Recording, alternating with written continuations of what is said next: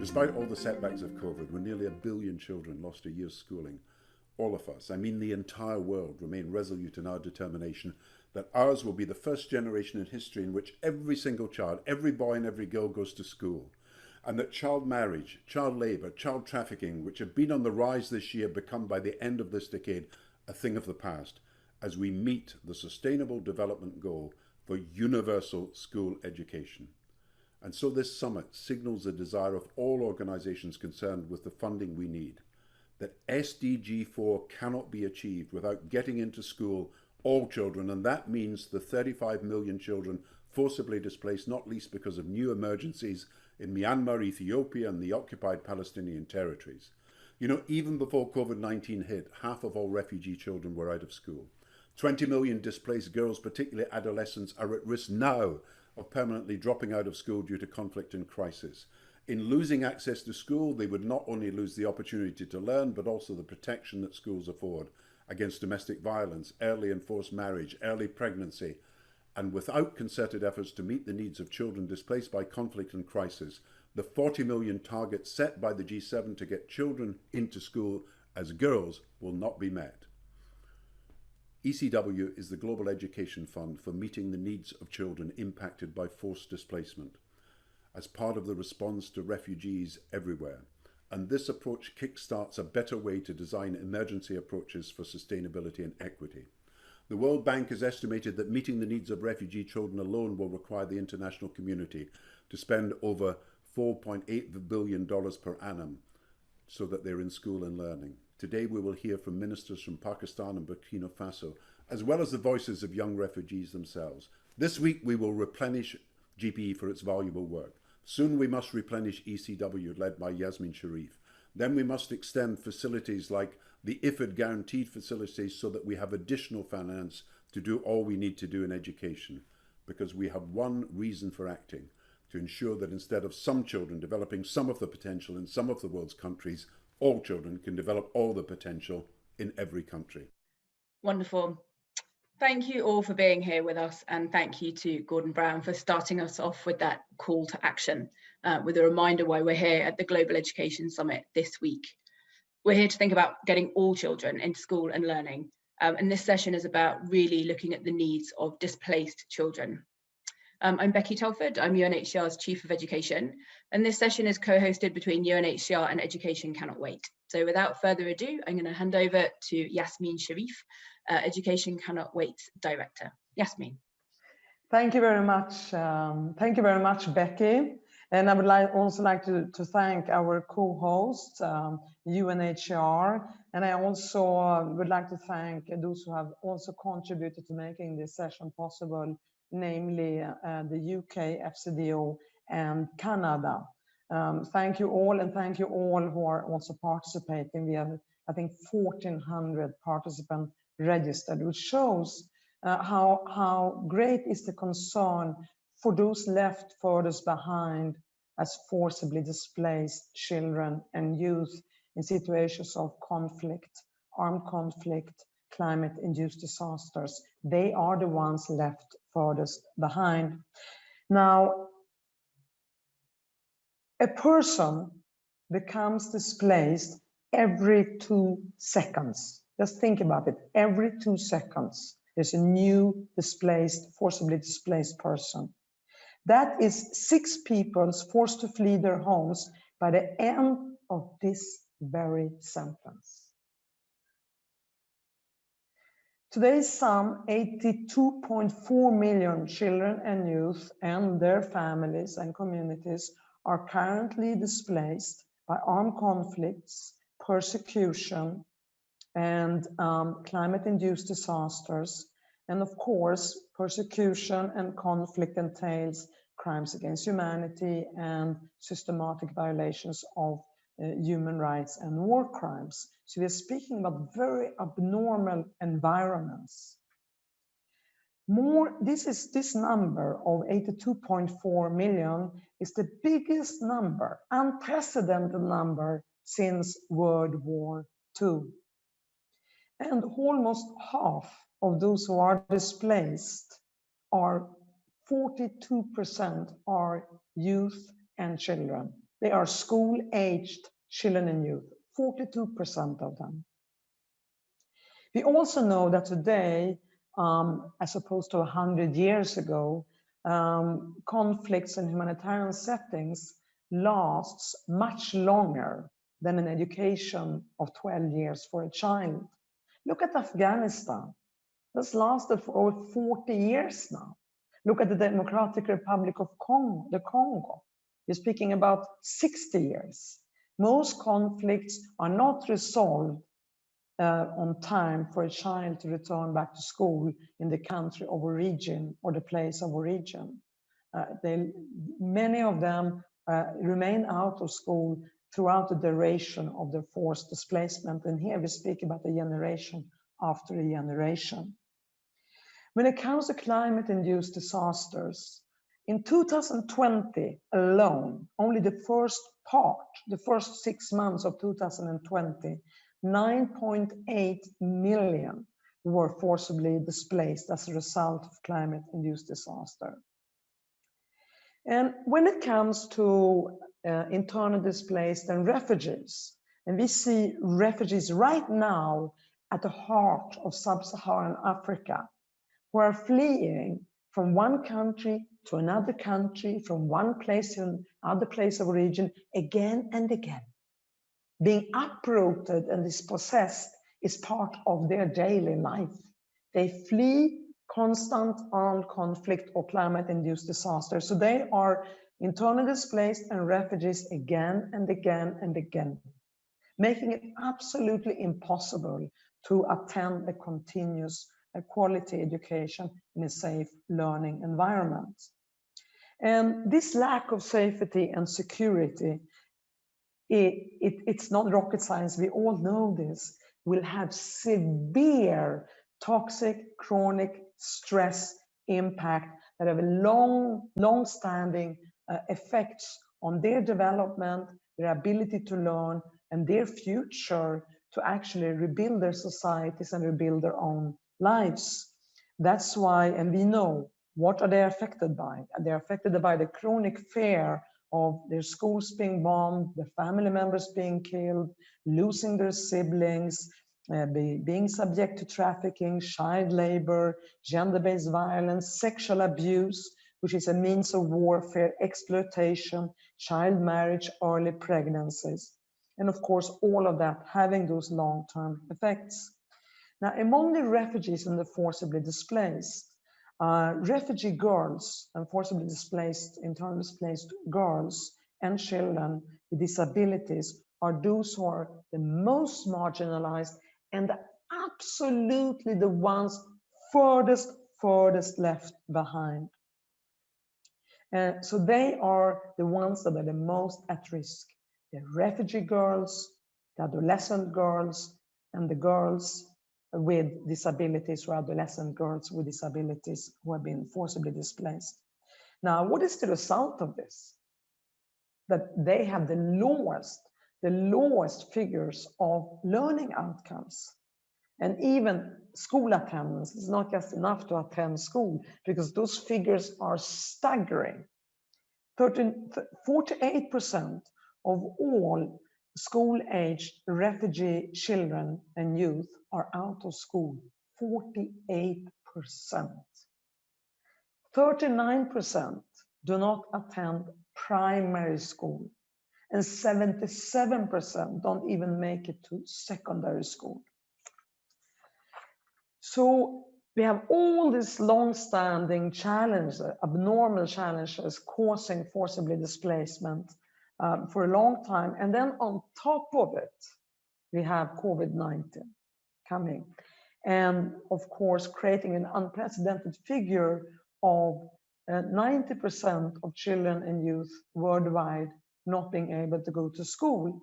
And when we speak about context where you have refugees and internally displaced, we started off Education Cannot Wait with an estimated number of 75 million children and youth in 2016.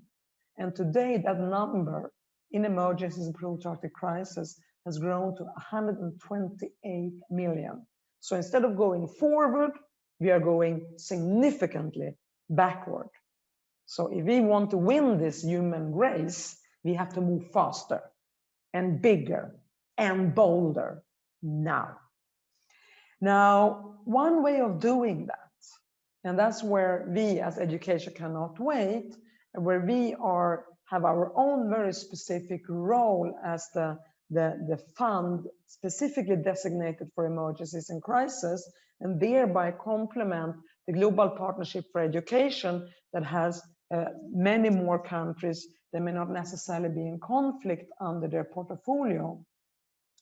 What we have learned from Education Cannot Wait, and which has enabled us to move with the speed without compromising quality, is, and it's a plea to everyone working in conflict and crisis or contributing to it financially, we have to work together. The era of silos, competition, it is over. It has to be over. We can only do this if we do this together. And the ECW model is precisely about that.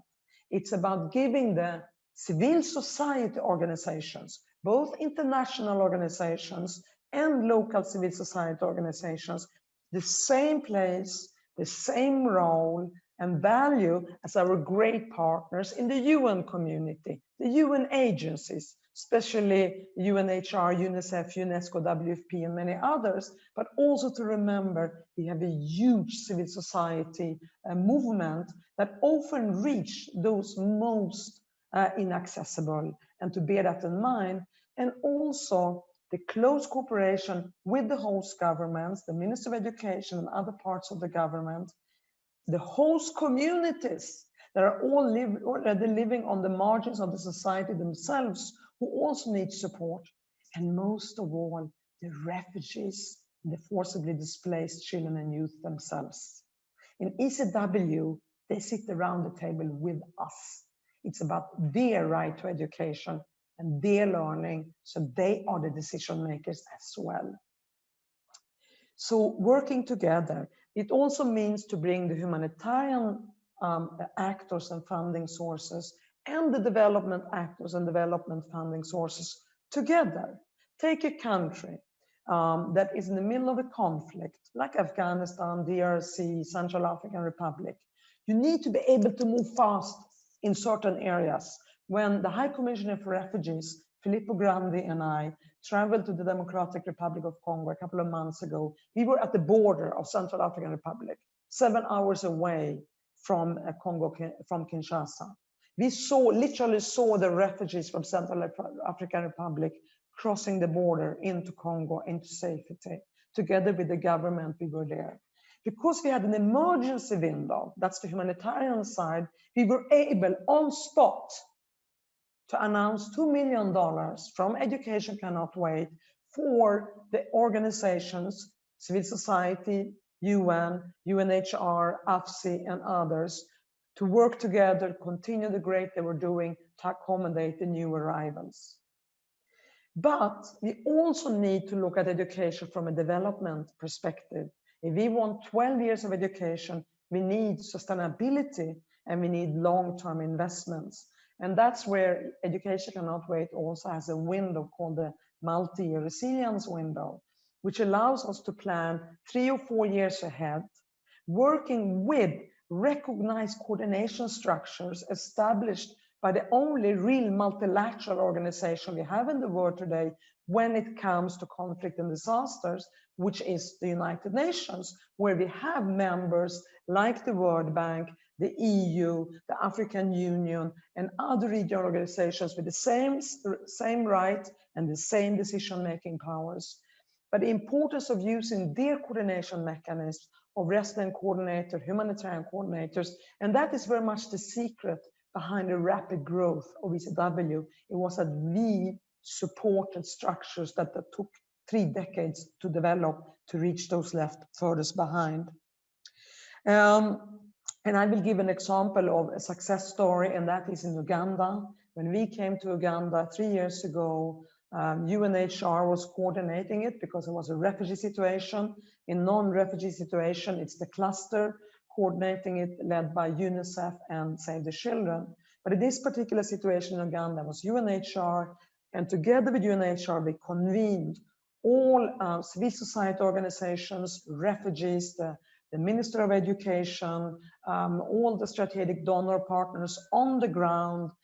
Canada, UK played a big role, the European Union played a big role, and many European and North America, and the US, USAID, and others played a role.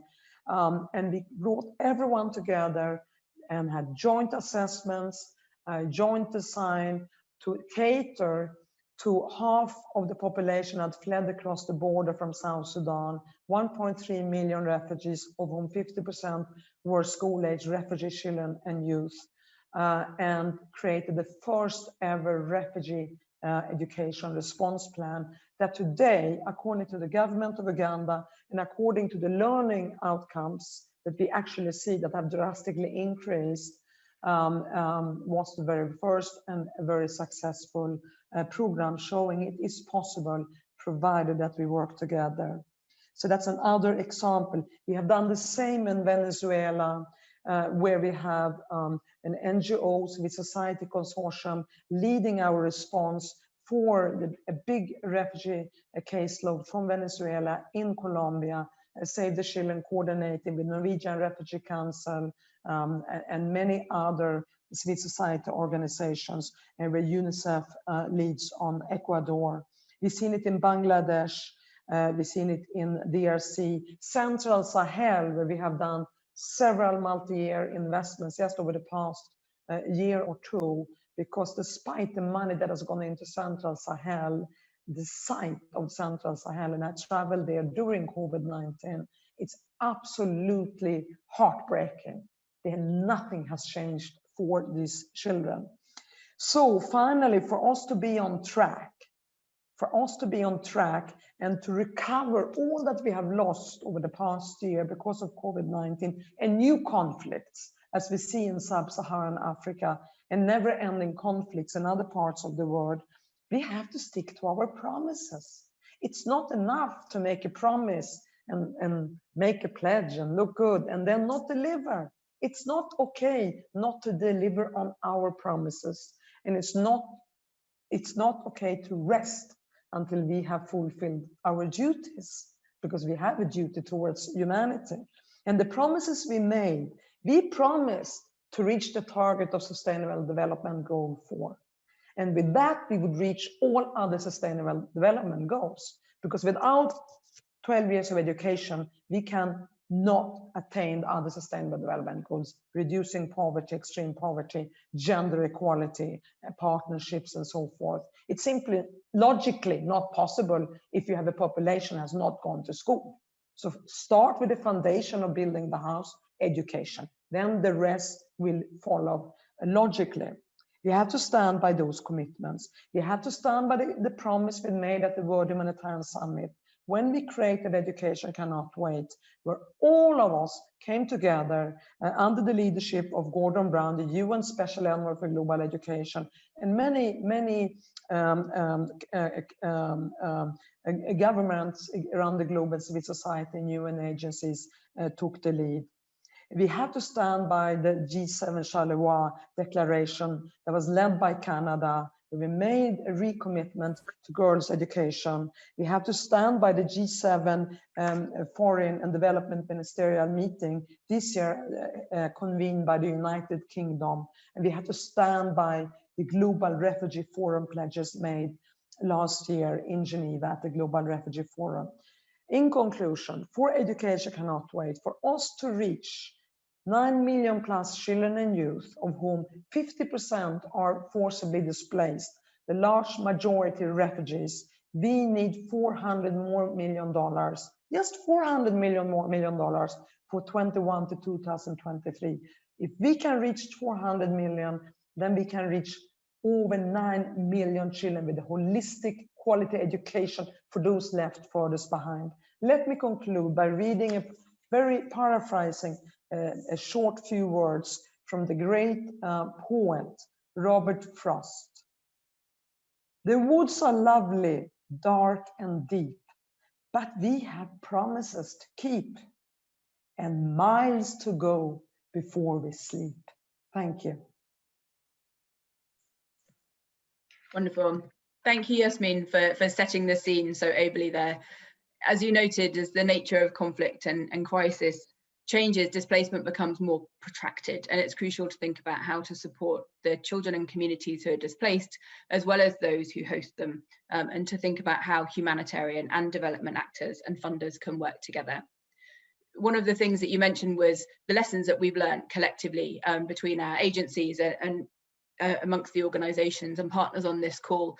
And so I'm pleased now to turn to Jennifer Sklar, the Senior Education Director at IRC, and Larry Aber of New York University, to present some findings from a recent tutoring programme. I think we're really excited to hear about the work that you've been doing, and also think a bit more about how we can take those learnings to contribute to meaningful outcomes for children in crisis contexts. I won't introduce you further, but to note for everyone that we're going to put the biographies of all the panelists in the chat, so you can find out more about the speakers. Jennifer and Larry, over to you. Thank you. First, I want to thank UNHCR and ECW for hosting this event and inviting NYU Ties and IRC to speak on this important topic. IRC and NYU Ties are here today to talk about an initiative known as 3EA, which stands for Education in Emergencies, Evidence for Action.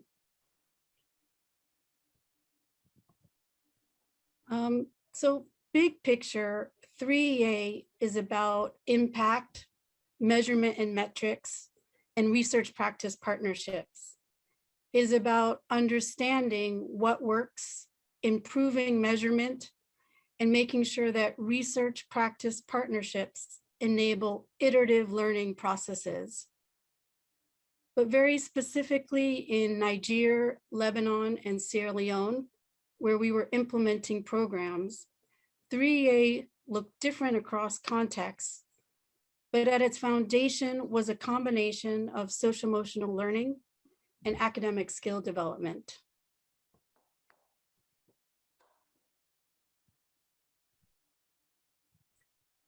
And how do we think about social-emotional learning?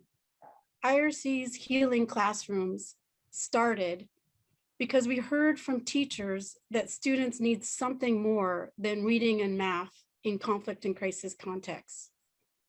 Teachers were seeing behaviors and levels of emotional distress that they were not trained to address. IRC thus engaged in 4 years of action research in which students and teachers defined well-being and daily classroom routines and practices that improve it.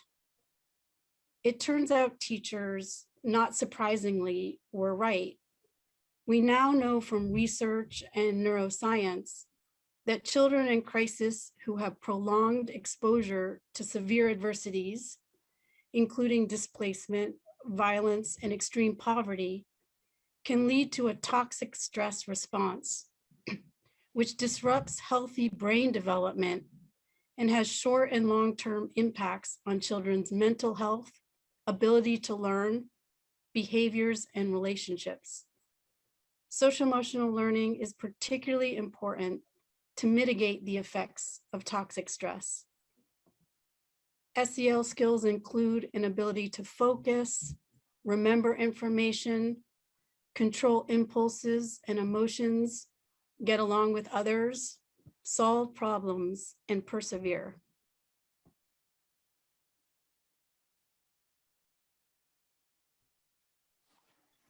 Learning in a healing classroom has been foundational to IRC education programs for more than 15 years.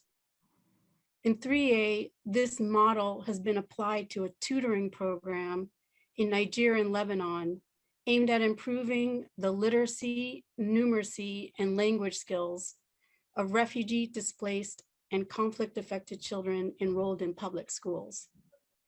It trains teachers in daily instructional and classroom management practices to create safe, predictable, and nurturing learning environments.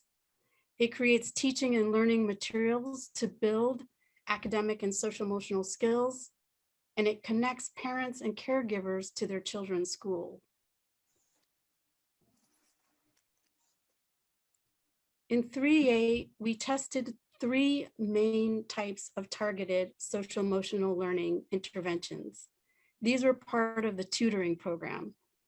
So first, mindfulness activities, which are focused on stress management and emotion regulation through activities such as deep belly breathing and mindful movement. Second, brain games, which is a series of game-based activities that help children develop their executive function skills, including focused attention, short-term working memory, and self-control. And third, we tested in the second year of the project in Lebanon, a comprehensive curriculum that covered the 5 key components of social emotional learning skills. So in addition to mindfulness and brain games, we also included positive social skills, conflict resolution, and perseverance. The activities range from just a few minutes up to 10 minutes. And in 3A were implemented 2 to 3 times during a tutoring session.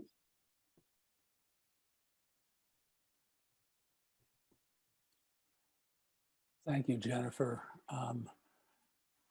Jennifer has shared the remarkable work of the International Rescue Committee in developing learning and healing classrooms and in beginning to learn from it.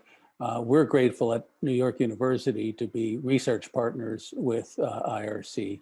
And our job as part of 3EA was to help address through rigorous research the larger question, can remedial tutoring programs and the kinds of SEL activities that Jennifer mentioned impact children's academic outcomes and social emotional skills in crisis and crisis contexts? We don't want to guess whether we're having a positive effect on kids. We want to know whether we are, so that we can make mid-course corrections if we're not, and do more and better if we are. Next slide. Today, I'm just going to give you a very brief top-level summary of work that we've been doing for 4 or 5 years. The first set of results has to do with the impact of healing classrooms tutoring per se. And what we found is that in Lebanon, a half year of healing classrooms tutoring improved kids' perceptions of their school and remedial environments and their behavior regulation. It affected the kinds of school conditions that Yasmin was emphasizing earlier that were so important, of safety, security, support. In Niger, a full year of healing classrooms improved literacy and numeracy skills. And these were very significant advances. Next slide, please. What happens when we combine that kind of healing classrooms tutoring with social emotional learning activities like brain games and mindfulness? What we found was that there were academic outcomes to adding mindfulness and brain games in Niger. It improved kids' grades besides their scores on literacy and numeracy tests. And grades include the ability to pay attention and manage yourself and things like that. So we consider grades a social emotional learning outcome. We also found that the addition of mindfulness in brain games, mindfulness in Lebanon and Niger improved literacy and numeracy skills. On the social emotional side, adding mindfulness improves sadness regulation, aggression, and the 5-component SEL really shows very promising signals of improving social emotional knowledge and skills, but not quite to the level of being able to say we've definitively shown that. The bottom line here are 2. The first is that adding social emotional learning skills shows to provide a boost to healing classrooms in improving academic outcomes. So what have we concluded? What we've concluded, next slide, is that the glass is half full and half empty. It's half full because we've got so many of these promising results using very rigorous experimental research standards that are culturally attuned. But it's half empty because we're not always getting the social emotional outcomes and the learning outcomes we want, number one. And number two, the learning outcomes aren't progressing fast enough to be confident that kids are going to end school literate and numerate. We have many hypotheses about how to improve impact. We have clear evidence that improving attendance and improving the amount of programs children receive when attending increases outcomes, improves outcomes.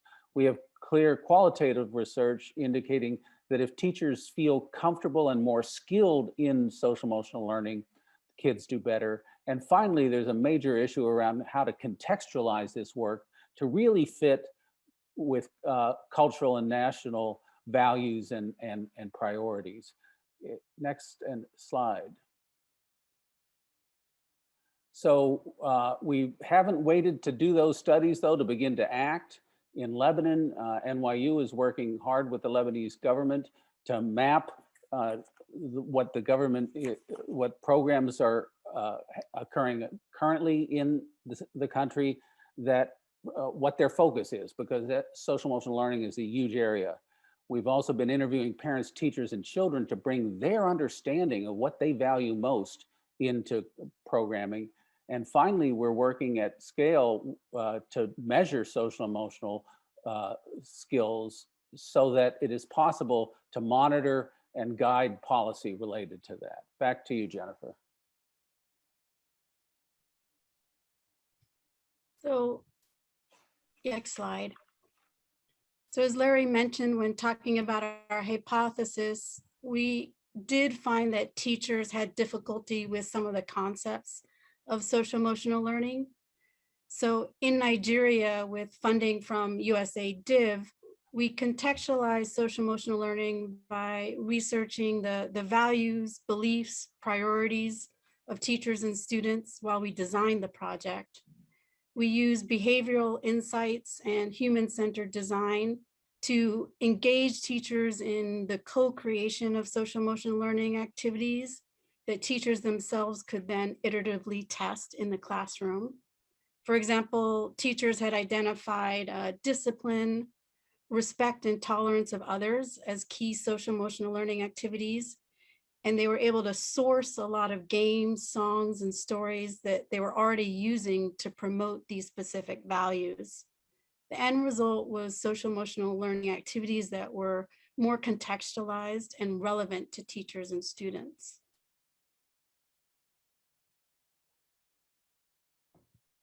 Next. So just to summarize, I mean, we recommend, of course, continued investment in holistic child outcomes, particularly in social emotional learning, as well as remediation programs for refugee, displaced, conflict affected children enrolled in public schools. These are particularly important now in the time of COVID-19, when education's role in children's mental health and well-being is widely felt and understood, and when remediation is also recognized as crucial for children experiencing prolonged school closures, something with which children in crisis are too familiar. We've also shown in this presentation the importance of investing in longer-term research and research practice partnerships, so enabling design research to be able to test and iterate and get the design right. Implementation research that looks at the factors that hinder or enable the implementation of interventions, such as social emotional learning activities in the classroom. And finally, mixed methods impact research, which looks at what works, how, for whom, where, and at what cost, and under what condition. I'd say scale research is really important. So really bringing in cost analysis, looking at cost efficiency and cost effectiveness, and really to determine how to reach the most kids with meaningful changes at the lowest cost. So again, thank you so much. And yeah, hand it back. Thank you. Fantastic. Thank you, Jennifer and Larry. I think sharing lessons from programs such as this is one way where we can collectively focus on the things that we know work and make sure that bringing in holistic needs and responses for displaced populations do so in a way that enable children to learn. Larry, you mentioned the need to bring in the needs and also really listen to children and parents and teachers in order to create solutions that make a difference. To better understand the current situation from the perspective of refugees themselves and the incredible contribution that people are making to their own futures, I'm delighted to ask Jean-Marie Ishimwe to help focus the session on that question. Jean-Marie, can you tell us a bit about your own story and how young people like you are playing such an important role in supporting other refugees to access education? Thank you, Becky, for your kind introduction. Ladies and gentlemen, it's a pleasure to be here today among you all. The future of refugees and the unexplored possibilities comes with improved national systems, policies, and inclusion. There's been so much conversation on inclusion nationally, regionally, and globally, which has given rise to important aspects around inclusive education, which has come to tap into the needs of special groups such as displaced people and refugees. Being a refugee shouldn't be a condition that human beings should be compelled to pity and or vulnerability. But overcoming the shortcomings of the negative effects of being refugees should be addressed in togetherness. I am a refugee from the Republic of Rwanda, a small and beautiful country in East Africa, but with a rich history of what happens when disagreements become severe. I unfortunately find myself born of parents who are in. While living in Kenya, it has not been the easiest, going for days without food, lacking school fees, and despite being great grades, I couldn't secure an admission to university due to issues around documentation and costing. My story of resilience and feeling welcome in Kenya is a story I share with so many others. The free education for primary school in Kenya allows so many refugees, especially those living in the urban areas, to enjoy the right to basic education, which helps them develop critical thinking and improve their talents and abilities. However, this is different with high school and higher education, where refugees are now expected to pay for their own tuition, which often they are unable to due to cost, unstable livelihood, and limited scholarship opportunities for higher education.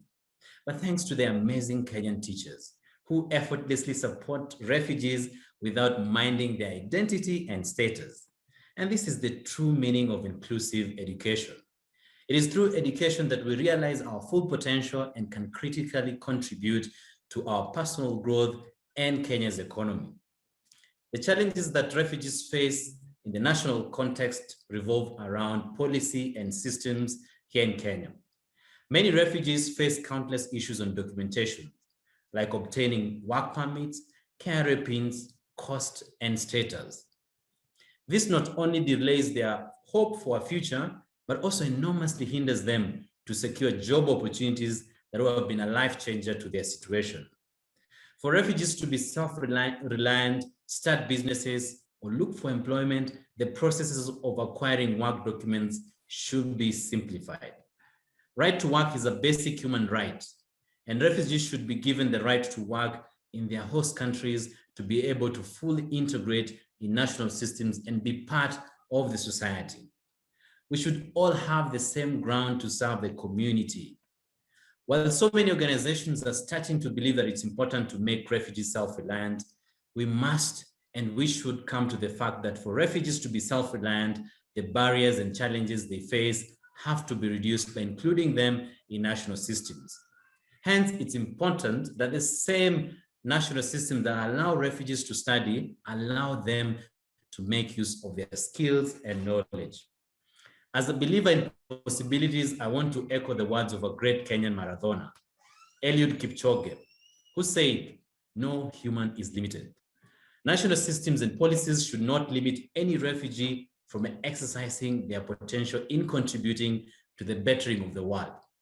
I congratulate the commitment that Kenya has made to create a more inclusive national system and policy. When you're given a chance to study, when you're included in classrooms, you can contribute back. That's how, as a third-year journalism and media studies student at the University of Nairobi under the Duffy Scholarship, I have founded a media and mentorship social enterprise called Naweza. Naweza wishes to nurture and support refugee youth and other marginalized Kenyan communities by instilling belief and skills, sharing stories of talented refugee youth's positive contributions to Kenya, with the aim of changing the difficult today to a fruitful tomorrow. I wish to quote the powerful words of Nelson Mandela: "It always seems impossible until it's done." Ladies and gentlemen, it might feel impossible, but we should believe we can change the refugee situations and support refugees' education, talent, work, ideas, businesses, and abilities when we include them, and we should. Let's do it, good people. Thank you. I believe I can. Refugees can do it. Thank you, Rebecca. And thank you, Jean-Marie, for those inspiring words. I think you've said the things which are in the hearts of so many people on this call. I think it's also a timely reminder of the assets and energy that refugees themselves bring to these conversations. And you also talked about the crucial contribution that host governments like Kenya play in facilitating high quality, inclusive education and access for all. With the engagement of governments in mind, I'm really delighted to hand over to the Honourable Karina Gould, the Minister of International Development in Canada, and also the Honourable Stanislas Uwaru, the Minister of National Education and Literacy of Burkina Faso, who together are going to share some reflections on how national systems have been able to respond to the needs of displaced populations globally. Minister Gould, perhaps I can turn to you first and tell us a bit more about Canada's global call to action in this area as well. Absolutely. Well, thank you so much, Becky, and thank you to Education Cannot Wait and everyone who's put today's meeting together. And I would just like to give a special shout out to Jean-Marie. I think you did a fantastic job setting the stage for us, but also showing us what is possible. And what we should be striving for. So thank you very much for that. I'm joining you from Burlington, Ontario, Canada, which is the traditional territory of the Anishinaabe and the Haudenosaunee, and most recently the Mississaugas of the Credit people. And for us in Canada, we are very committed to the global compact for refugees, for education, and to the Sustainable Development Goals, and leaving no one behind. And part of this commitment is ensuring that every child everywhere has access to education. And when we talk about every child everywhere, that includes refugee and displaced children. And when I think about this, and I've had many conversations with Yasmin about this over the past couple of years, about why this matters, I think Jean-Marie exemplifies it, right? We're talking about children who have hopes, who have aspirations, who have potential, and who have so much to offer the world, to offer their communities, to offer their countries, and to offer this global community that we live in. And so what can we all be doing as donors, as host countries, as individuals who are passionate about this, whether working in civil society or NGOs, to ensure that every single child has access to that education and that quality education? And that's why Jennifer and Lawrence's presentation was so important, because it talked about the unique needs of displaced children and the fact that it's not just about providing reading and math. It's about making sure that there is a holistic, safe environment for refugee and displaced children, and ensuring that teachers have the resources and the supports that they need. And certainly one of the things that I've heard over the past year and a half through COVID is from some incredible, amazing educators. I remember one conversation I had with an educator from Dadaab refugee camp who was talking about, going house to house with materials to ensure that the students that he was teaching had access. He was talking about conversations over WhatsApp and how he was, having how he was trying to evaluate, submissions over WhatsApp, but really, so unbelievably committed to the education and the future of his students. And in that vein, earlier this year, I had the privilege of launching Canada's Together for Learning campaign, which really looks to galvanize the world to make sure that we reach every single refugee and displaced children to provide that education. and working with partners like Education Cannot Wait, working with partners like the GPE, working with partners like the minister from Burkina Faso, who Canada has supported both through the Charlevoix initiative, but also through their applications to the GPE. It's making sure that our partner countries have the resources and the support to provide that education, because we know that they want to do that, and that they want to ensure that every child that finds themselves within their borders has access to that education.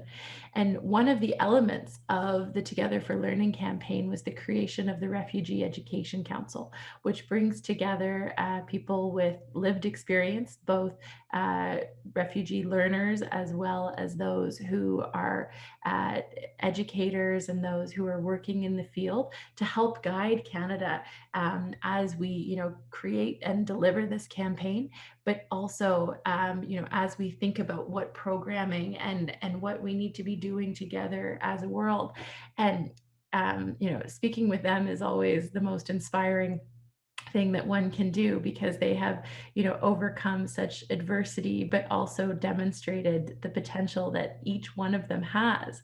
But one of the things that they have said that resonates with me, and I think puts us and grounds us in why we're doing this, is that education is more than just school. It's more than just learning, which is obviously very important, but for any child, but particularly for a child that has been displaced, it's often a place of safety and it's a place of hope. And that's the message that they have provided to me time and time again, that this is about ensuring that every single child around the world has access to education and has access to opportunities moving into their future. And the one other message that they provide me is, make sure that you enable us to get to school, that we get a good quality education, but that you can also connect us to opportunities once we've finished learning as well, because we want to contribute. We want to be, active, engaged members of our community, of our society, of our country, of our world. And so that's on all of us to make sure that we are providing that quality education, but also connecting them to opportunities as well. Because when I reflect on, when we talk about displaced children or refugees, we're just talking about people who found themselves in circumstances that were beyond their control, that found themselves, fleeing for safety. And finding safety should not limit their potential and their opportunity. And so I think today's conversation is one that is so important, and it's one that Canada is committed to keeping ongoing and continuing, so that we can reach those objectives and we can reach every single child right around the world, no matter what their status is. So Becky, back over to you, I think. Thanks. Minister Ouareau, over to you. Bonsoir à toutes et à tous. Je salue particulièrement Yasmine Chéri,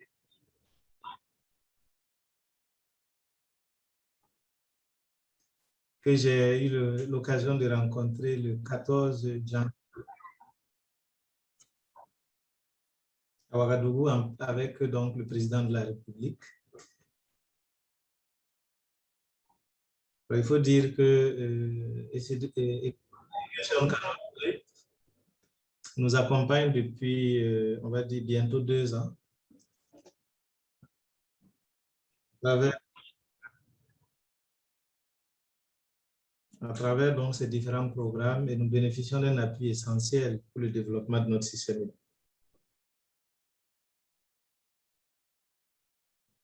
Alors, ce que je voudrais dire... Ça va? C'est bon? Je peux continuer?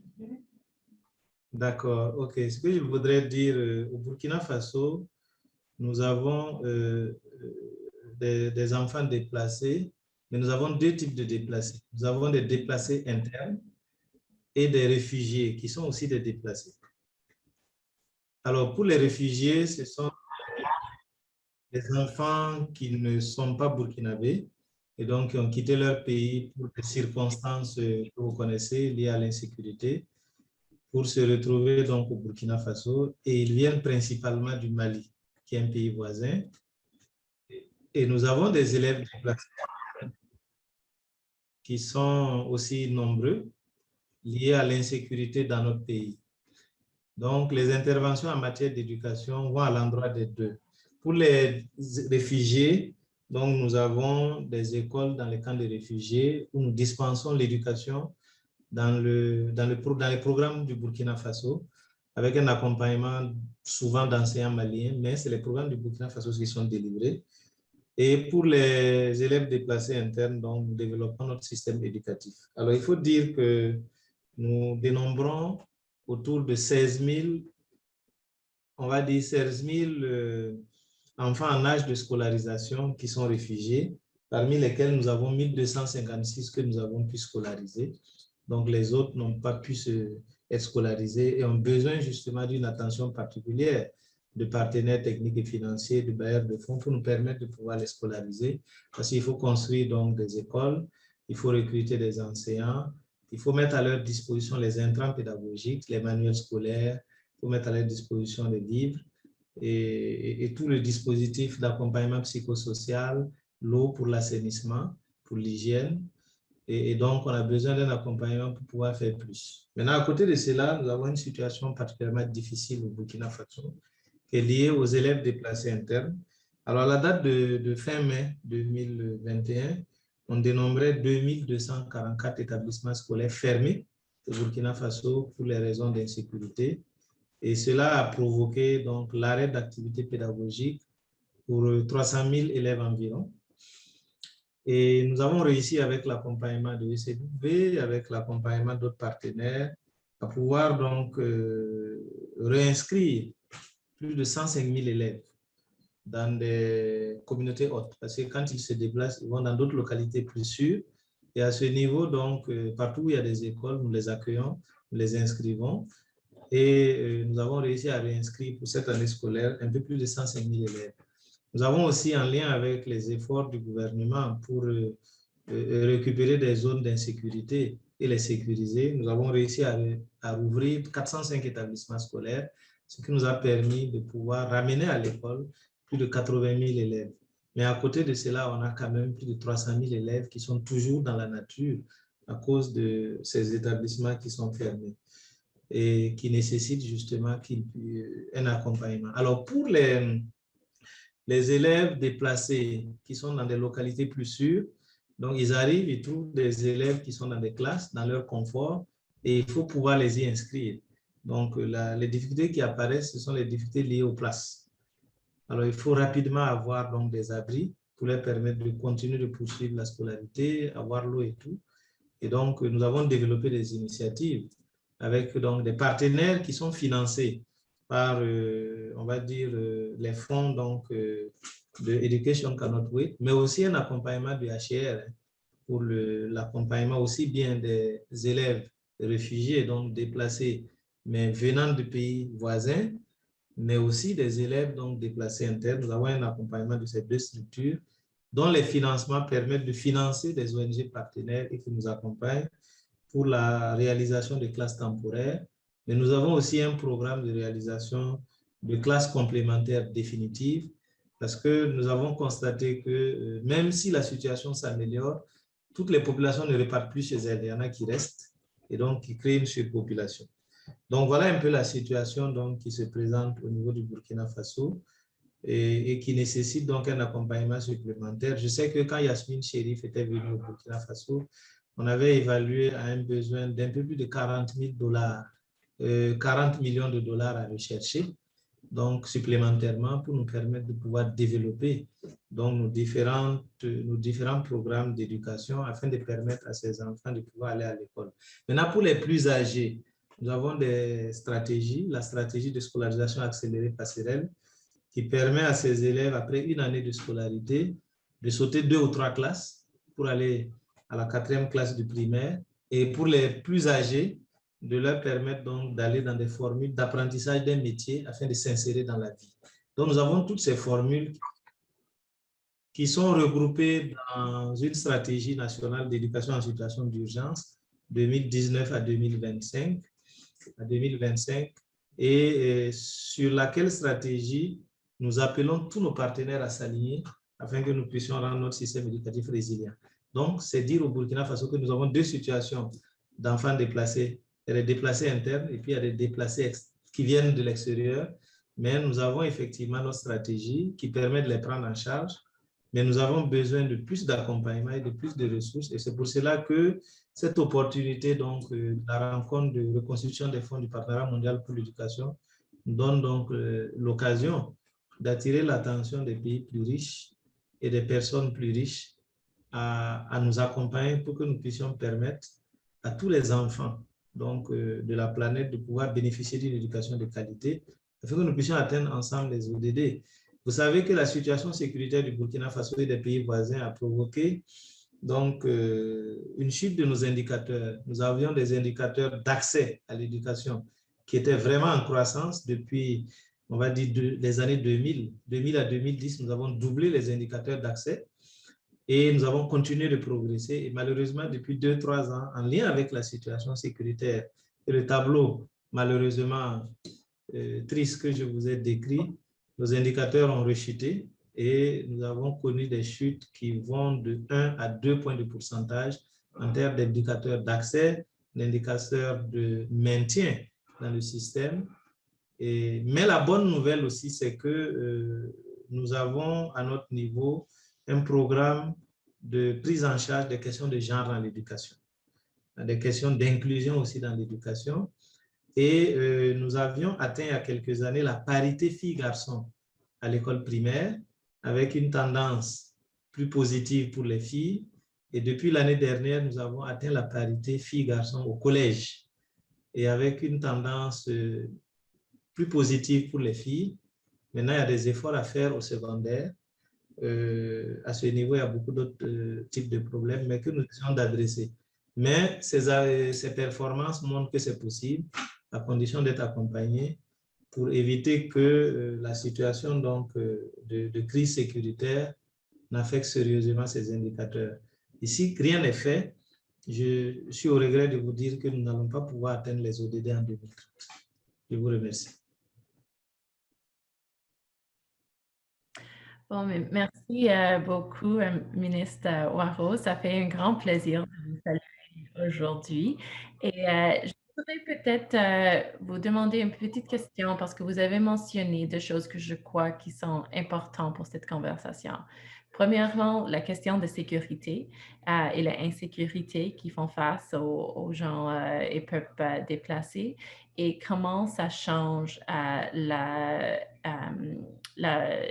la distribution d'éducation dans votre pays, mais aussi, est-ce qu'il y a des stratégies différentes que le Burkina Faso met en place pour répondre aux besoins des enfants qui sont des réfugiés des autres pays que des enfants qui sont déplacés internement? Peut-être vous pouvez parler un peu de ça et comment la communauté internationale pourrait soutenir vos efforts.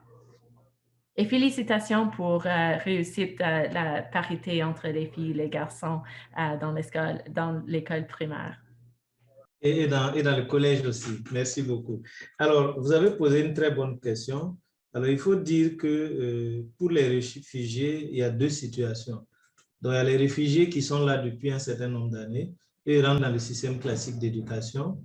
Et donc, ce n'est plus de l'urgence, mais c'est leur donner donc, le même système éducatif que les autres parce qu'ils restent depuis, ils sont là depuis 2, 3, 4, 5 ans. Et donc, à ce niveau, donc, ils retombent dans l'éducation classique.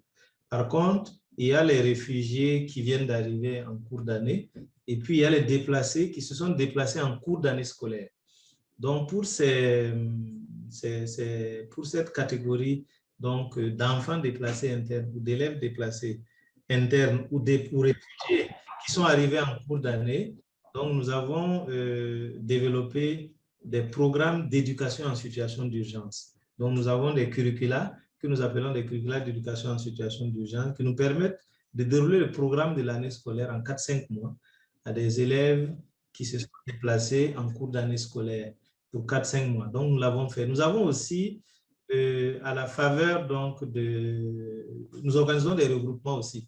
Lorsque la situation est assez difficile, nous regroupons des élèves, surtout ceux qui sont en classe d'examen, pour leur donner des cours supplémentaires afin qu'ils puissent prendre part aux examens dans les mêmes conditions que les autres. Nous avons pendant 2 ans, en 2018 et en 2019, organisé des sessions d'examen spéciales pour des élèves donc, dans des zones où il y avait des défis sécuritaires qui n'ont pas pu achever les cours en même temps que les autres.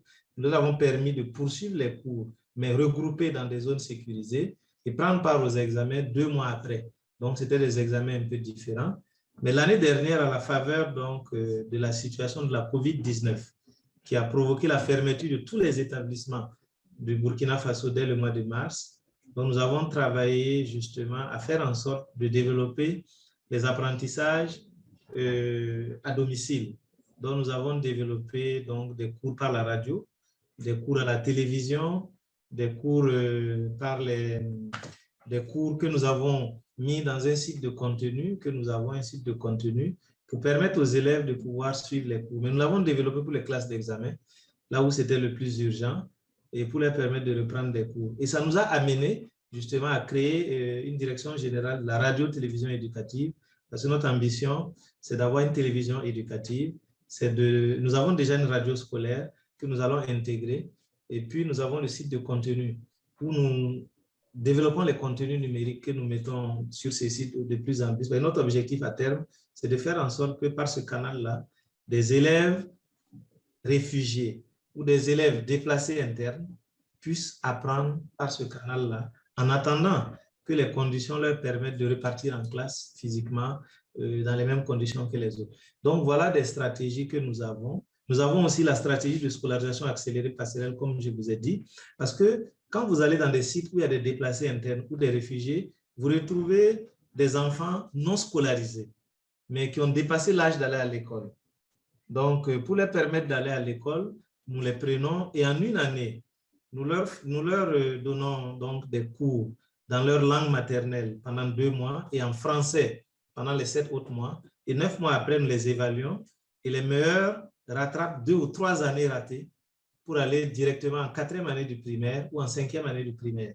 Maintenant, les plus âgés, ceux qui ont 13, 14 ou 15 ans, donc après l'année, nous les amenons donc dans des structures de formation professionnelle pour qu'ils apprennent des métiers afin de pouvoir s'insérer dans le dispositif.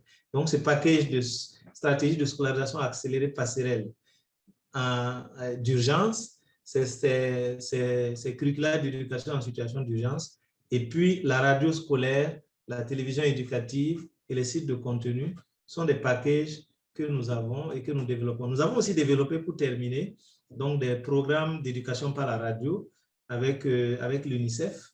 Donc, c'est des programmes que nous avons développés, que nous déroulons aussi dans des zones d'urgence, dans des zones d'insécurité, mais aussi dans des sites de réfugiés pour permettre donc aux élèves ou aux déscolarisés ou aux enfants non scolarisés de pouvoir donc continuer leur scolarité en attendant d'aller à l'école normalement quand la situation sécuritaire sera améliorée. Alors, je pense qu'il y a une autre question qui a été posée, si vous me permettez. On m'a posé la question de savoir quelles sont les stratégies mises en œuvre pour atteindre donc la parité, donc au primaire, donc comme au post-primaire. Alors, il faut dire déjà que nous avons développé des programmes en matière d'inclusion et de promotion du genre dans le système éducatif, donc à travers la sensibilisation des communautés, à travers l'implication des chefs de communauté. Vous savez que chez nous, on a des chefs traditionnels qui sont très bien écoutés, on a des chefs religieux qui sont bien écoutés. Donc, nous avons travaillé avec ces notables, donc religieux, coutumiers, à l'effet de sensibiliser les familles, parce que dans beaucoup de familles, en fait, ce qu'il faut dire, lorsque les parents doivent amener les enfants à l'école et qu'ils n'ont pas assez de moyens, ils privilégient les garçons aux filles. Donc, il fallait donc casser cette barrière. Mais aussi, nous nous sommes inscrits dans la gratuité donc, du système éducatif, d'éducation de base. Et ça a énormément contribué parce que l'enseignement primaire au Burkina Faso est totalement gratuit. Et donc, ça permet aux parents d'amener les enfants sans distinction donc, de sexe, parce que justement, ils n'ont rien à payer. Maintenant, c'est au post-primaire où les choses évoluent. Donc, nous avons continué cette sensibilisation. Thank you. Nous avons aussi développé des bourses pour permettre aux filles, au collège et au lycée de pouvoir aller à l'école. Et donc, ça a permis de contribuer significativement à l'atteinte de la parité entre filles et garçons au primaire et au post-primaire. Wonderful. Thank you so much to both the ministers. I think you've really set out, a range of the challenges with different displaced populations, with security needs and other needs of host community children. And I just want to really thank, both Canada and Burkina Faso for the incredible commitment that you continue to show to refugees and other marginalized populations, and the voice that you bring to the global stage to encourage others to do the same. I think what's been really clear from this conversation so far is the need for a really concerted international effort for different groups and different stakeholders to come together. We're going to hear next from the UK and Pakistan to hear a little bit more about what governments and those stakeholders can do. So I'm delighted to invite first the Honourable Wendy Morton, the UK Minister for European Neighbourhood and the Americas, to tell us a bit more about the UK's global leadership in this space, and in particular setting some really ambitious G7 targets and how these can help drive forward transformation. Thanks. Great, thank you, Rebecca, and good afternoon, everybody. The pandemic has given most parents a taste of the anguish that comes from fearing that your children are missing out on the education they need and deserve. And so thank you to Education Cannot Wait and UNHCR for organising this important conversation today, and for inviting me to reflect on what donors can do to help ensure that displaced children can continue their education and hold on to the chance of a better future. With 33 million under 18s displaced last year by conflict and crisis, the first point I want to make is that this has to be a global effort. We need strong partnerships between countries in crisis, host communities, donors, and education providers. And so in advance of the Global Education Summit, the UK secured G7 endorsement of our ambitious global targets of getting 40 million more girls in school and 20 million more reading by the end of primary school over the next 5 years in low and lower middle income countries. We have a particular focus on girls because they are more at risk of dropping out of school than boys, and as many as 20 million girls could do so next year. Earlier this year, our Prime Minister published our new Girls' Education Action Plan. We have made our largest ever pledge of £430 million to the Global Partnership for Education to help deliver on these targets in some of the poorest countries in the world. The UK is also the largest donor to Education Cannot Wait, with funding of £90 million until 2023. This has helped support and educate around 3.9 million children since 2016, including refugees from the Democratic Republic of Congo and Myanmar, who have sought refuge in Uganda and Bangladesh. Education Cannot Wait is calling for an additional £290 million next year to help those affected by conflict and crisis, and we encourage donors to step up. In addition to these contributions, we are using UK aid to fund schools, teachers and books around the world, and to build the evidence base to help ensure displaced populations can access quality learning. We have education advisors in 18 countries where poverty and conflict prevent children from going to school. These advisors help to coordinate our support, and they work with governments and partners to influence policies and to deliver education programs. In Pakistan, for example, our flagship education program has helped over 7 million girls in primary and secondary schools. School enrolment and attendance have increased, learning outcomes have improved, and teacher attendance is up, equivalent to more than 20,000 teachers working each day in Punjab alone. In Somalia, we have worked with Care International to support more than 27,000 girls in 199 rural and remote schools, many of which are in disputed border zones. We've also funded the UNHCR to help teachers respond to the COVID-19 crisis in refugee communities. In Pakistan, for example, this meant that teachers in UNHCR-supported schools continue to receive stipends throughout the pandemic, regardless of whether the schools were closed by government's restrictions. And this enabled them to support students through the disruption and to be there to reopen schools and to provide a safe learning environment. As I touched on earlier, there is a chronic lack of in-depth research into the best methods of providing education in areas affected by conflicts and long-term crises. And so earlier this month, the Foreign Secretary announced a new £15 million research project that will assess the most effective ways of giving the world's most vulnerable children an education. And the research will focus on northern Nigeria, South Sudan, Myanmar, Syria, Jordan, and Lebanon, communities that currently host an estimated 3 million displaced children. And we're also working closely with partners such as Canada to accelerate progress for refugees and displaced children. And we will develop joint partnerships in countries where we both have education advisors. And we're helping them to amplify their Together for Learning campaign, which promotes quality education and lifelong learning opportunities for displaced and host communities. Through our funding, our partnerships and our ambitious targets, the UK is committed to the education of children affected by conflict and crisis. There is no greater prize for humanity than our children realising their potential. And so we really look forward to continuing this work with you.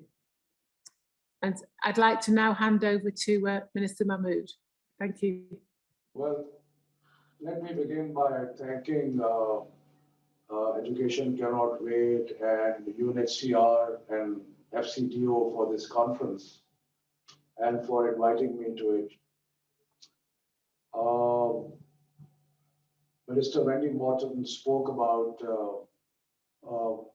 the different areas in which the British government has been helping Pakistan, and that is, we are grateful for that. DFID and British Council have had a long association with education in Pakistan, and this association continues. Just this morning, I had a separate meeting with the British Council in which we went over our program and looked towards the further collaboration and working together. But on the special subject of displaced children, Pakistan has had unprecedented crises of refugees. When the war broke out in Afghanistan, nearly 3 million refugees, after the Soviet invasion, came to Pakistan. And despite almost 41 years having passed by, we still have about 1.5 million Afghan refugees in Pakistan. Then, because of the terrorism in Pakistan and the action taken by the government to combat it, we had about 1 million internally displaced people. So the Afghan refugees continued, but then we had internally displaced people from Swat and from the federally administered tribal areas. So over the last 40-45 years, Pakistan has been dealing with the education needs of displaced children. Then we've lately started to experience the effects of climate change. And the climate change effect is on different levels. There is widespread flooding in some areas, there is drought in some areas. Actually, agriculture is being affected because of unseasonable rains, or at times drought, which was an unexpected drought. Water scarcity is being felt in the agriculture, and some of the dams which usually fill up during this time of the year are not filling up. So all of this affects, displaces people downstream, and that again adds to the number of children that we have to look after who have been displaced. Just to give an example, for when when troubles broke out in Swat and Fata, 700 schools were damaged. So we are now reconstructing 350 schools. And incidentally, the British government is helping with basic life and literacy skills to girls also. But this is a huge challenge when there are so many people. So one of the ways in which we addressed this challenge was obviously to build schools, as many schools as possible in the refugee camps.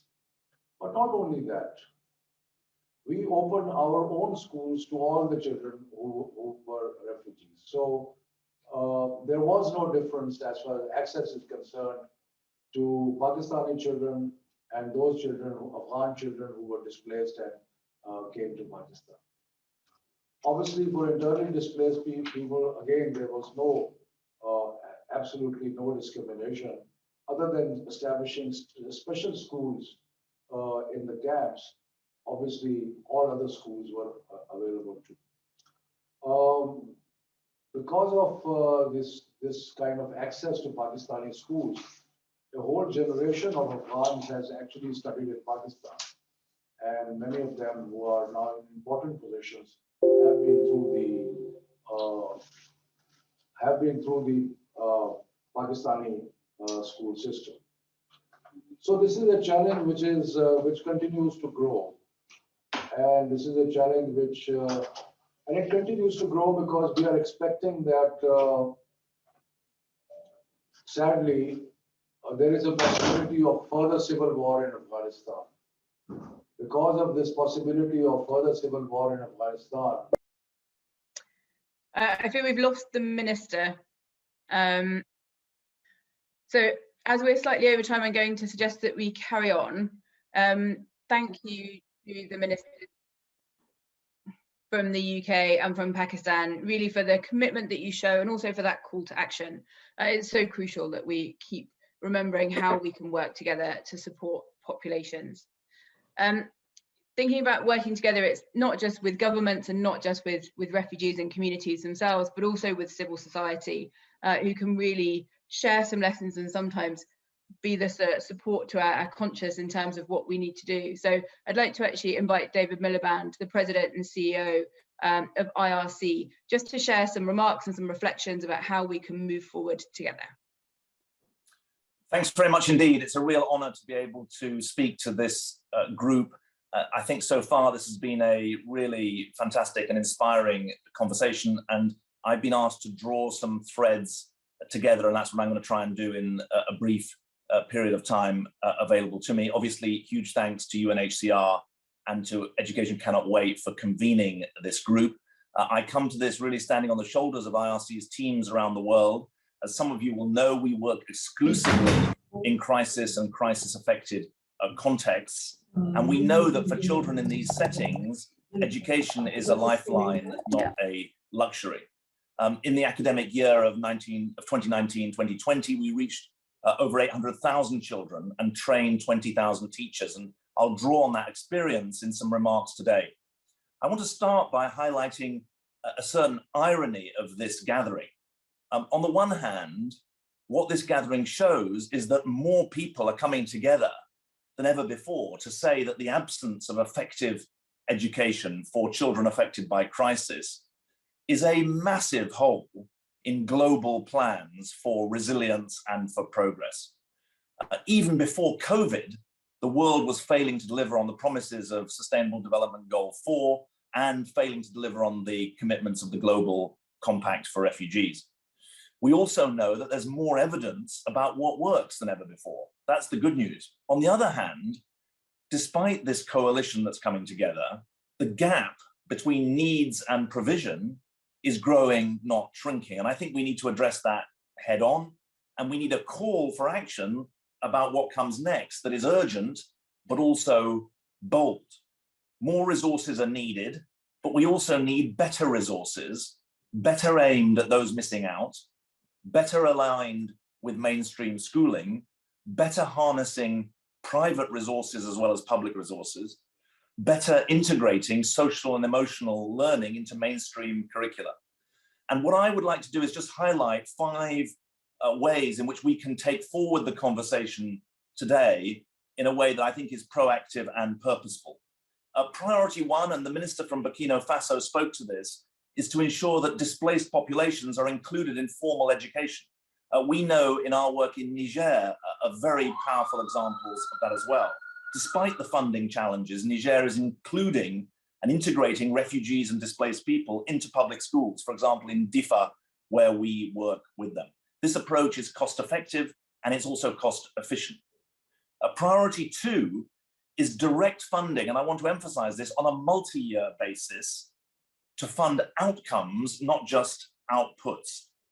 This is the way to deliver flexibility at the front line. A good example would be IRC's Play Matters project in Ethiopia, Uganda, and Tanzania, where a $100 million investment by the Lego Foundation over 5 years is allowing us, with critical community partners, to transform education for displaced and host community children. That emphasis on multi-year funding is designed around the needs of children, not the bureaucratic imperatives of governments. And I think that's incredibly important. We're able, because of multi-year support, to design, test, and iterate new approaches to learning that are both delivering academic and social and emotional skills. And from our point of view, this focus on outcomes is something that donors should require that grantees define and monitor as they make progress.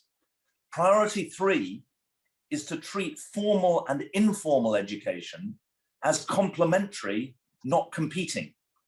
Quality funding that achieves quality impact needs to be flexible and allocated to non-formal solutions as well as formal schools to help children catch up and to provide the entry points into formal schooling where it exists. But where it doesn't exist, trusted NGO partners can provide critical support to deliver complementary programs like the remedial tutoring program that my colleague Jennifer Sklar and our partner Larry Alba spoke about earlier today. Displaced children will always need support outside traditional settings, and we can't afford to see it as second best. In too many places, it's all that exists. Priority 4 is to recognize that social and emotional learning is critical for children who are struggling with trauma due to conflict and displacement. Social and emotional learning can mitigate the impacts that crisis has on children's developing brains and set them on a course for a better future when schooling is available and beyond that. And I think it's really important, as the world struggles to come to terms with the impact of COVID on all people, that we recognize that the social and emotional aspect of learning for displaced children is especially important. Priority 5, and I don't think this has been mentioned very much so far, is to take a disciplined approach to the use of technology. We know all too well that throwing technology in unsuitable ways doesn't work, but we also know from what we've learned in the world's largest refugee camp in Cox's Bazar in Bangladesh, how technology can make a big difference in facilitating mass learning. We've been using teachers and tablets to help Rohingya refugee children continue to learn. Obviously, in other places, there are bandwidth issues, but we have evidence of what works in low bandwidth zones, as well as those that have better connectivity. For example, I'm really excited about our Play Well program, delivering social and emotional learning audio content. I emphasize that audio content to children in Colombia on a radio station with a listening base of 3.5 million children. The challenge in education is to get the personal touch and to get scale. And I think that we've got to think about the appropriate use of different technologies to help make that possible. Finally, this is the payoff. If we don't have actionable, rigorous research, we're not going to be able to convince the donors. And so I am a great believer in quality as well as quantity of research that speaks directly to the impact that our programs have. Let me conclude by saying that although I started with an irony of the situation, of a greater coalition than before, but also a greater gap between needs and provision, I want to end with a challenge. It's very encouraging to me that the Global Partnership for Education, that Education Cannot Wait, are highlighting and prioritizing the need to make good on provision for out-of-school displaced children. These are the forgotten children in too many places. Of the 258 million children out of school before COVID struck, nearly half, 127 million, were in fragile and conflict states, half of the total. These are the places where poverty is growing the fastest, where support systems are the weakest, and where educational provision is most frail. That means we need to think and work in new ways with this coalition. And that's the challenge that we have going forward, not just to buttress what already exists, but to reinvent appropriate educational provision according to the priorities and principles that I've tried to set out on the basis of the learning that we've done. Thank you so much for giving me the chance to speak today, and I very much look forward to following up with my team. Wonderful. Thank you, David. I mean, I think we've all heard that it's an urgent call to action, a call for resources, a call for research to know what's going right, and recognizing the need to do that for those left furthest behind. I want to hand over now to people who can help us think about what the daily lived reality of that really looks like. So I'm delighted to introduce Megan Kellner, who's the Associate Director for Education and Adolescent Empowerment at BRAC International, who will be in conversation with Mrs. R, who is a community-based teacher in Herat, Afghanistan. As you can imagine, because of the hugely challenging security situation, we've had to protect the teacher's identity. So Megan, let me pass over to you. Thank you, Becky. BRAC International is honored today to join this esteemed panel. Conflict and crisis compound the crippling effects of poverty on the world's most vulnerable children. BRAC believes systemic change is multifaceted. If girls and the displaced have access to quality, safe, inclusive, and culturally relevant learning spaces that are close to home and developed with the critical input of community members, leaders, and national governments, increased enrollment and positive learning outcomes will sustain. BRAC operates in 11 countries in Africa and Asia, where 50% of the world's out-of-school children reside. International's first country of operation outside of Bangladesh in 2002. With the support and partnership of FCDO and Global Affairs Canada, BI operates community co-designed and operated learning programming in 10 provinces. A predominant focus is engagement with government hub schools for the effective transition of young displaced girls who are particularly vulnerable amid conflict. When BRAC opened its first one-room schoolhouse in 1985, we believed every quality education starts with the quality teacher who can foster human connection, confidence, and compassion as the crux of each classroom. It is my honor today to introduce to you a champion for Afghan children who believes in lifting those most at risk of being left behind as she climbs. Ms. R is a dedicated young Afghan teacher in BRAC's community-based schools in Herat. As her camera will be off, I would like to ask all of the esteemed members of this audience to take a moment, close your eyes for at least part of the time, to listen to Ms. R's voice as she reaches out to us in all our varied countries of attendance, from a space where safety is not guaranteed. Ms. R, it's my pleasure to introduce you. Can you tell us a little bit about yourself and why education is so important to you? Good afternoon to all. I hope you're all doing great, and thank you so much for inviting me in these important global in these global events. Thank you so much. I'm one of the teachers in community-based girls' school, and I graduated from chemistry department. It is 4 years that I'm working with BRAC in Afghanistan. First subject that belongs to me that I'm teaching for students in BRAC, Afghanistan. They're about chemistry, English, geography, and computer that I'm teaching in secondary schools that my students are in 11th grade. And also, I'm the daughter of parents who had to migrate or move due to security problem in other countries. And why education is so important for me? On my best opinion, that education is so important in my life, because by getting education, by continuing education, I can make a better life for myself, a better future for myself, and also a better community, and a better community in my country. And also, all of us know that education is the basic of the society or community. So by getting education, by continuing education, I can or we can rescue from the illiterate. And also, if you want to have a better community, a better society, it's necessary for us to work on our education, to focus on our education.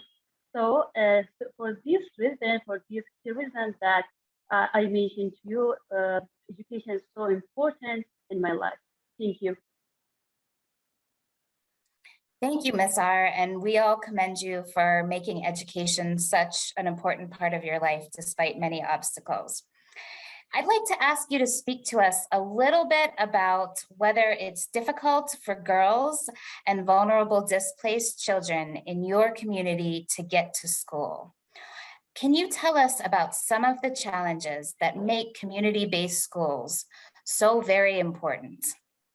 Okay, thank you. The many key challenges that the students or the children, especially girls, that they are facing when they are running their education process. One of the important key challenges is it is the security of the way, and like explosion and also bombs in cars also the important key or challenge that the students, or especially girls, are facing with that. And also they're so worrying about this challenge. The next point that it is the accident of car, motorbike and car that happened in the way that they are when they are coming, when they are leaving their homes, and also they're coming in their schools, in their classroom, they are worrying also, maybe they're facing this challenge.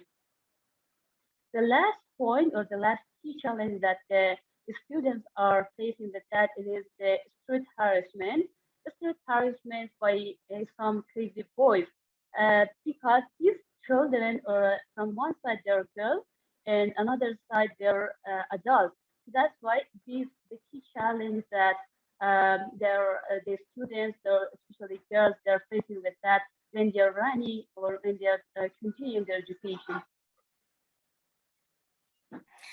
Thank you, Ms. R. It sounds like there are many challenges facing children in your community. When a student is displaced by conflict, what elements do you believe about your school or a school system are important to allow children to cope? Okay, thank you so much for the nice question. The first point that the students, especially girls, that they feel safe in our classroom, it is the location of their classes. Their classroom or their schools is located among the people home. It means that they are safe and they are running their education without stress, without any problem. It's just only because of the location of their classes. Another point, positive relationship with the students, and also making a friendly environment in their classroom. By this point, they feel so relaxed, they feel so comfortable, and they are coming and they're also continuing their education in their classroom. Another point, it is the supporting of their families. And then in my community, in my society, when I see the supporting of their family, that how their family, how their parents are encouraging them and also supporting them, and also to go and get education, to continue education. When I see this enthusiasm of these people, it makes me so happy. And also these students transfer this to me that I am the one who can make a big change in their life. And also the teachers and school systems that respect the children's rights. It is the key point that I mentioned for you, is that the students, especially girls in our classroom, they feel safe and sound in our classroom. Thank you. Thank you, Ms. R. I think that you've identified some critical things, such as relationships with teachers who are supported to address the psychosocial needs of displaced, and close community schools. One final quick thought, I know that we need to wrap up, but as a woman and daughter daughter of displaced parents who have overcome yourself immense obstacles to pursue education. What is your dream in just a couple sentences for your own future and for the future of Afghanistan? And Ms. R, thank you from all of us for having the courage to participate today. Thank you so much for giving this chance for today that I was a part of this important event and global event. Thank you so much. And about this, the answer of this question, what is my wish about my own future, also about the future of my country, about my own future, that I have a lot of plans that I set for going ahead for continuing this kind of plan. And right now, I'm Bachelor of Chemistry. So if I get the chance, if I get the opportunity, I am going to continue my education, and I want to be in a higher level of education, and also I'm gonna get my master's degree or PhD. It is my own wishes for my own future. About the future of in my country, so I wish that as soon as possible we get or get a real peace in our country, and our country, Afghanistan, be independent from every side, from social side, from economic side, and from each side, that all of the people be independent, and no one shouldn't be obligated to move or to migrate another country. And also all of the people in my country be safe and sound, and they be happy, and they continue their living without any stress, without any war, and also without any problem. Thank you. Wonderful. Thank you both. Thank you, Megan, and thank you, Ms. R, for that timely reminder about the daily lived reality, what this really means. And thank you for having so much courage to come and join the conversation. We really appreciate it. We are almost at the end of the session. Thank you, people who've managed to stay with us, staying with the idea of courage and also staying in the region. I'm pleased to briefly hand over to Asma Rabi, a refugee youth representative, to share a personal reflection. Thanks. Thank you so much, Becca, for the introduction. Respected ladies and gentlemen, honorable guests, it's an honor for me to be here and speak on the behalf of my community. It's such an important event among very special events. Since 2019, when I started to work as a researcher, I remember I visited places where refugees live. I visited refugee schools, colleges, and other places where refugees live. As a refugee myself, I have been very close to my people. I remember I met many young refugees with passion towards education who wanted to change their destinies and become educated. The part that breaks me is that there are still thousands of refugees roaming around hoping for further education. But unfortunately, due to displacement, war, poverty, high expenses of higher education, they cannot continue their education. I've met girls who were underage and forced to get married and were given the responsibility to feed their whole families. I've met many young boys who looked me in the eye and said they wish they could go to college. I met Munir, who is the breadwinner of his family, holding bricks in his hands, telling me, I wish I could hold a stethoscope instead. I met Ali, who is 18 years old, telling me I want to become an engineer and rebuild my country, which gives me goosebumps to even think of it. I've met many young people whose family members lost their lives due to war, and they are forced to live a life that's not acceptable by international human rights laws. This is very little that I know. If any of you ever meet refugees, they'll have stories that's harsh and terror-filled. Sadly, most of the time, they're considered a burden. Ladies and gentlemen, today at such a respective event, I'm here to speak on the behalf of all of the refugees. Not because I'm a refugee, but because all of young refugees have rights and voices, and they all deserve to have access to proper education. I am voice of refugee individuals who want to contribute to the world in a positive way. I am voice of refugee individuals whose tiring efforts couldn't help them to reach this platform. I am voice of Ali, Munir, and many other young refugees like them who dream of higher education. I've met many refugees with good aims and dreams, waiting for sources to visit and save them. And upon waiting for so long, made them feel that they are destined to live a life without their basic human rights, especially education. Refugee youth with proper education not only contribute to their own communities, but also to their host countries too. That's why me and my other teammates, we started to voluntarily work for refugees and support them.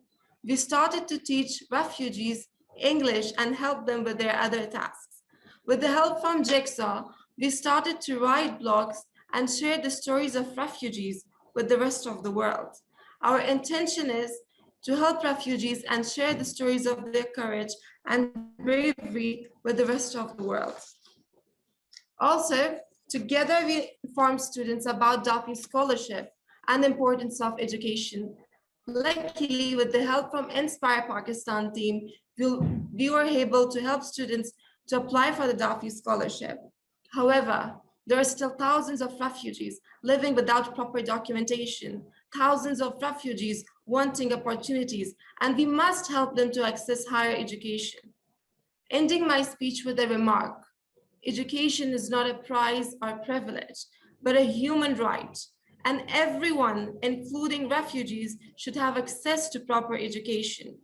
We need to leverage refugee potential and expertise by involving them in planning, designing, and implementation, to reassuring accurate, accessible information and awareness campaigns about scholarship and other opportunities.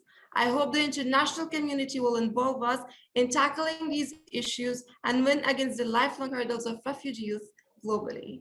Thank you so much. Wonderful. Thank you, Esma.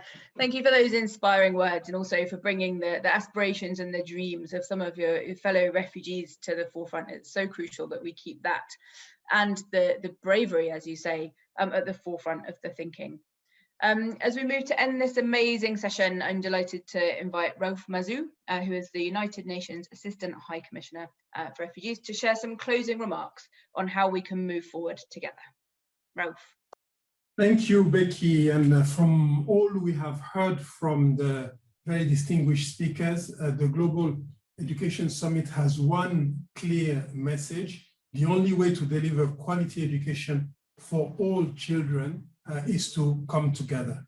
Today, we've heard from critical partners who have already, and in some cases for decades, raised hands and voices to ensure that refugees and other displaced children are included in national and global plans. We've heard from Minister Morton from the UK that not considering the needs of these populations means we cannot reach global targets. We also heard the call to action from Gordon Brown that reaching refugees and the most vulnerable children needs to comprehensively engage multiple stakeholders. The Global Compact affirmed by the UN General Assembly in 2018 actually recognizes this need to come together. One very important aspect of the Global Compact is the recognition that the world needs to do more to support the countries which host refugees and internally displaced persons. We heard from Minister Waro of Burkina Faso and Mahmoud of Pakistan about the incredible work they have done, and that we can collectively leverage the aspiration of the international community to ensure access to quality education for all. During this summit, it is crucial that we continue our collective efforts to raise awareness and ultimately increase funding so that all children and adolescents, starting with those impacted by forced displacement, access lifelong learning in safe and secure environment.